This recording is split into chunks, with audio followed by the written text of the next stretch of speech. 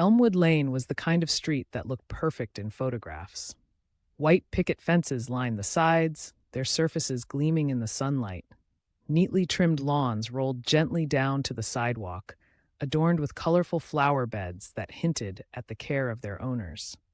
The quiet neighbors waved across yards, sharing pleasantries in the evening light, with children's laughter echoing faintly from backyards. It was the kind of place where people thought nothing bad could ever happen, where the threats of the outside world felt like distant memories.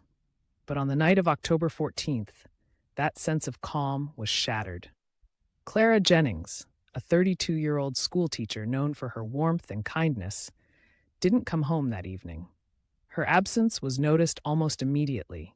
Her porch light burned late into the night, an unusual sight. Her car sat in the driveway, a red umbrella leaning against the bumper as if waiting for a rain that never came. Max, her golden retriever, was seen wandering the street alone, anxious and unsettled, as he searched for his beloved owner, barking softly as if sensing that something was terribly wrong. When Clara's friends and family realized she was missing, they felt a wave of panic wash over them. Something was seriously amiss. The police arrived quickly, their sirens cutting through the night air. Detective Mark Reynolds, a veteran investigator with years of experience, later recalled the shocking scene when he entered her home. Everything inside was normal. Her wallet, her phone, her clothes, untouched. Only Clara was missing. The window was wide open, like she just stepped out for a moment, but there were no signs of struggle. Nothing. It was as if she had vanished into thin air. Days turned into weeks. Security footage from neighboring houses showed Clara walking home from the grocery store at 10:30 p.m. She paused at the corner of Elmwood and Pine, her silhouette framed by the flickering streetlights. She looked relaxed, perhaps blissfully unaware that this would be the last confirmed sighting of Clara Jennings. Her bright smile was frozen forever in time, leaving her loved ones in agony as they waited for answers that never seemed to come. As time dragged on, tips poured into the police department, most of them useless or irrelevant, frustrating both investigators and Clara's friends. The feeling of dread grew heavier in the community, and whispers filled the air. Then, among the distractions and false hopes, a hiker made a chilling discovery in the woods: a small, weathered notebook partially buried under a fallen tree. The pages were yellowed and worn, filled with cryptic notes in Clara's handwriting. One line stood out: "They watch, I must be careful." With this unsettling find, investigators realized that Clara had been documenting something, and possibly someone. But what had she uncovered? Her notes pointed to a secretive group rumored to meet in the woods, a group that sent shivers down the spines of those who heard the whispered tales. For years, locals had spoken in hushed tones about strange gatherings. Their conversations included everything from flickering bonfires at night to symbols carved deeply into trees, and reports of pets and animals inexplicably disappearing from backyards. Most residents dismissed these stories as folklore or superstition. Clara, however, had taken them seriously, keenly aware that knowledge could be a dangerous thing in a world built on silence. When detectives began questioning residents, the responses were mixed.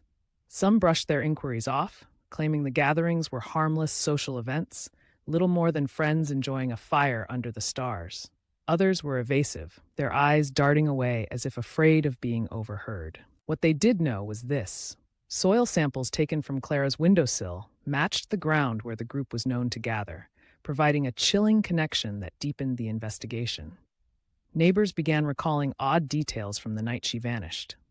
Beck Weber, a local baker known for her sourdough loaves, reported hearing muffled voices just outside her window that night. It sounded like laughter, but not the joyful kind, she said, her voice tinged with fear. More like conspiratorial. Another neighbor, Mr. Thompson, remembered Max barking at nothing for hours, pacing the yard as if longing for someone who would never return. Then came a disturbing tip.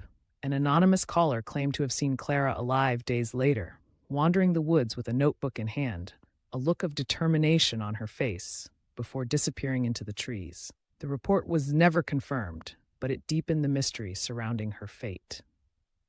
Months passed without answers. The investigation stalled as leads dried up. Folklore about ghostly figures that roamed the woods distracted the public from Clara's case. Theories of random abduction, once pondered, began to seem unlikely. Given Clara's close bond with Max, a voluntary disappearance seemed even more far-fetched. Yet hope flickered on the horizon.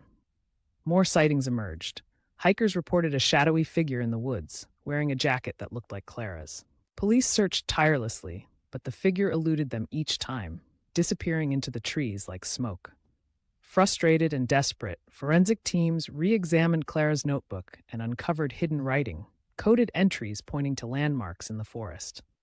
It seemed Clara had been trying to leave a trail, a final attempt to ensure her discoveries wouldn't be lost, a lifeline for the investigators. The town of Elmwood was irrevocably changed by the haunting absence of Clara Jennings. For the first time in decades, residents locked their doors at night, ensuring their safety in a world that no longer felt trustworthy. Candlelight vigils filled Clara's yard for months, her friends and neighbors gathering in grief and solidarity. They lit candles that flickered softly in the dark, a testament to their love and hope for her return. Max, ever loyal, was adopted by Clara's sister, who still keeps his leash by the door, a silent promise that he would never forget his beloved owner. Theories about Clara's disappearance continue to swirl even now. Did she uncover something she wasn't supposed to? Was she taken by the group, a victim of their secretive rituals? Or did she somehow vanish into the woods with knowledge too dangerous to share, leaving behind the whispers that haunted her every step? Her final words in the notebook, "They are always watching, always," haunt investigators to this day. The phrase feels like an echo in the stillness, a reminder of a truth few are willing to acknowledge. Elmwood Lane still looks perfect from the outside, but for those who remember Clara Jennings, the silence no longer feels peaceful. It's a reminder that even the quietest towns can hide the darkest secrets, and that the facade of normalcy can easily mask the horrors just beneath the surface. And some mysteries refuse to stay buried. Now, as the moon bathes the street in an ethereal glow, Elmwood Lane remains shrouded in the chilling certainty that the past is never truly gone. It simply awaits the right moment to be revealed.